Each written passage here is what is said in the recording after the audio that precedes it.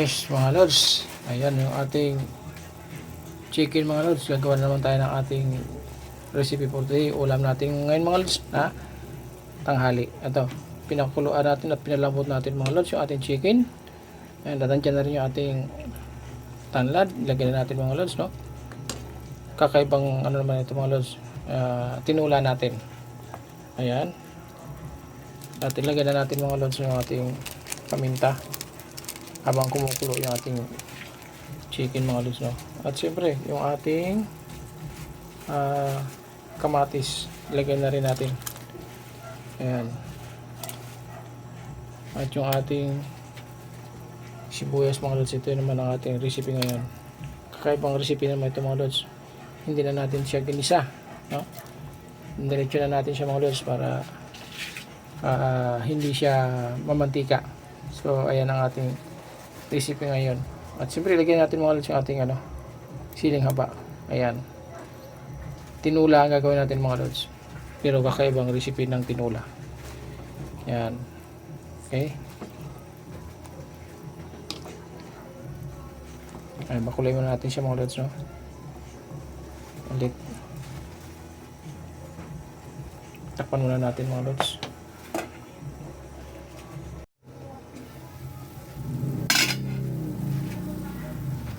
Ayan, okay. Next, gawin na natin mga lods yung asin na ang nalalagay natin dito. Okay,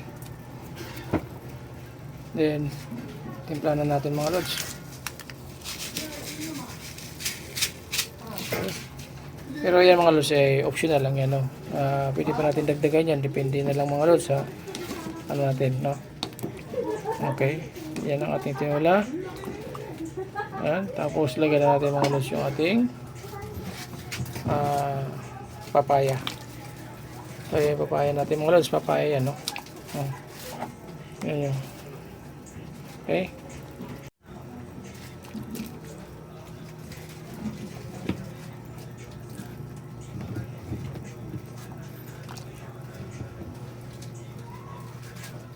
ayan, yan ang ating papaya.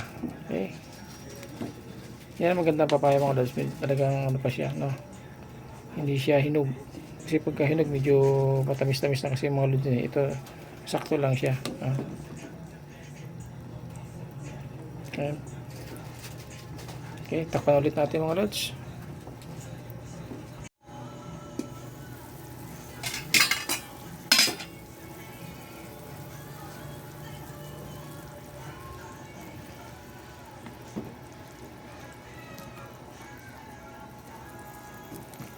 Tigas pa yung papaya natin mga lods. Papalambot-lambutin muna natin yung papaya natin. Okay. Pero tikman na rin natin.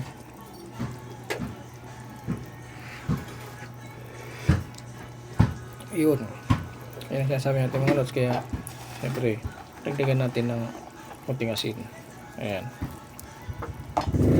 kasi medyo matabang siya. Okay, okay, and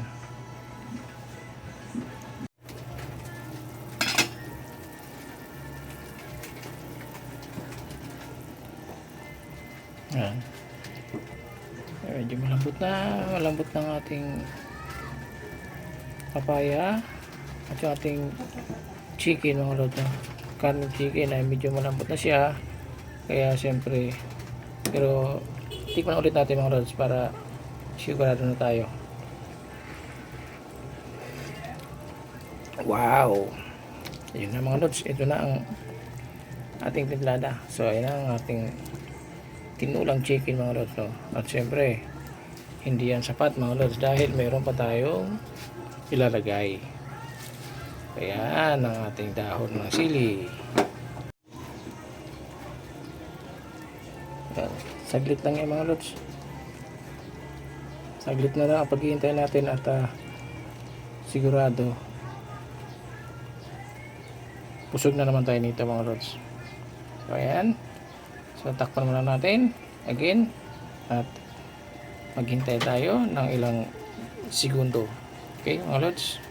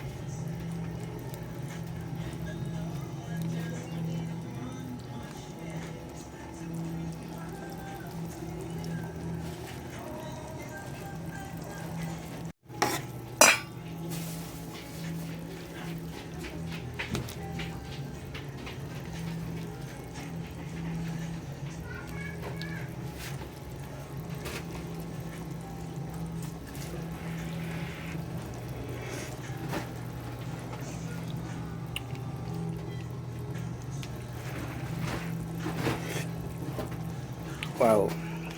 So yan na mga lods. Thank you very much mga lods. Thank you for watching. Ingat pa tayo. Sama tayo naroon. God bless po sa ating lahat. At enjoy lang tayo mga lods. Ayan, pansamantala. Bye bye mga lods.